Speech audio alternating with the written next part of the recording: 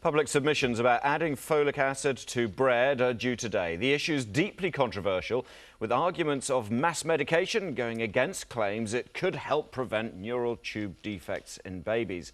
Well, Andrew Marshall's the spokesperson for the Paediatric Society of New Zealand and is with us now. Andrew, thanks for joining us this morning. First of all, in your professional capacity, the benefits of adding folate to bread?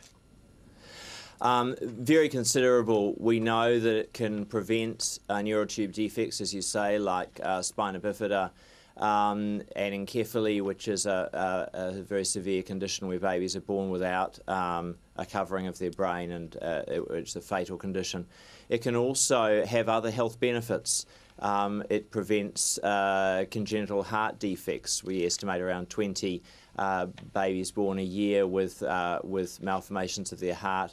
And in the older population, it appears to reduce the number of stroke deaths. And a calculation based on the United States experience is about 164 stroke deaths a year prevented. And there's plenty of international evidence here, isn't there, where countries have taken on the folic acid or the folate into breads and made it a compulsory part of our medication, I suppose. Well, that's right, and I mean, I think the tally is around 70 countries now that have mandatory folate in the food chain, and the most compelling evidence comes from the United States, Canada, countries that have had this policy for 10 or 15 years now, and the health benefits are very obvious in those countries. And no identified health risks associated with this policy. Well, let's talk about you say there are no identified health risks, yet 3 years ago we were talking about this. It hasn't gained any momentum till now. So what are the concerns by those who are opposed to it?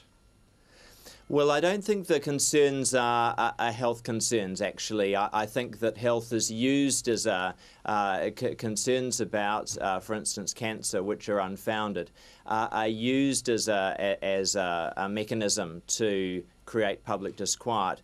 I think that the real issue is really around choice versus having something that's mandatory, and that's the issue that the true debate is around. Is it valid to insist that everybody wears a seatbelt in order to prevent car accident trauma? You know, it's that kind of public policy which is mandatory.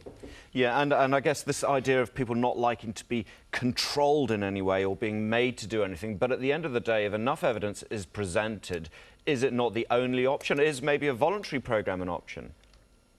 Well, we've had a voluntary program for the last 2 years, and it is important to say that is likely to have had some benefits. We know from the Ministry of Primary Industry Research that about double the number of women in the surveys they've conducted between 2008 and 2011, about double the number to 59%, have adequate levels of folate in their bloodstream. And so we know that a voluntary regime has been partially effective, but that still leaves 40% of the population who don't have adequate levels in their bloodstream, and it's those women that this policy is targeting. Okay, Andrew Marshall from the Paediatric Society of New Zealand, thanks very much for joining us this morning.